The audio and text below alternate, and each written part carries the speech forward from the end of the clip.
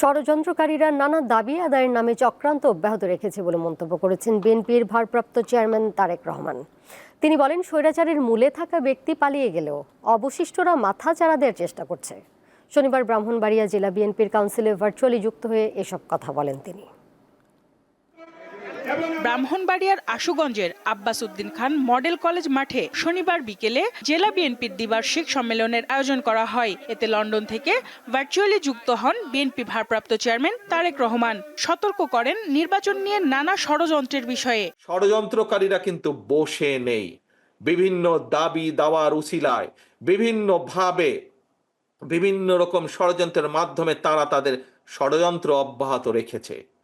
এই ব্রাহ্মণবাড়িয়া সহ সারা বাংলাদেশে আমাদের লক্ষ লক্ষ নেতাকর্মী গত 15 বছর অত্যাচারিত হয়েছে, নির্যাতিত হয়েছেন।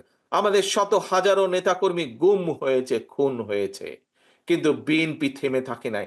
বিএনপি জনগণকে সাথে নিয়ে, মানুষকে সাথে নিয়ে আন্দোলনকে এগিয়ে নিয়ে গেছে।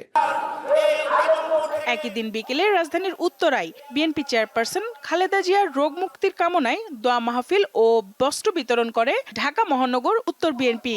অনুষ্ঠানে দলটির মহাসচিব বলেন, নির্বাচন নিয়ে কোনো হঠকারিতা জনগণ মেনে নিবে না। আমরা আপনাদের কাছে যেটা চাই, নিরপেক্ষ থাকবেন, সম্পূর্ণ নিরপেক্ষ থাকবেন।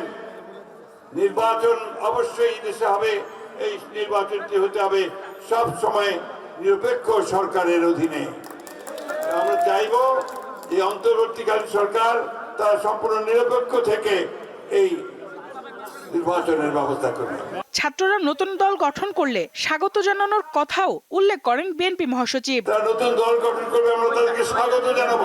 সঞ্জিতা প্লাবনী, দীপ্ত সংবাদ, ঢাকা।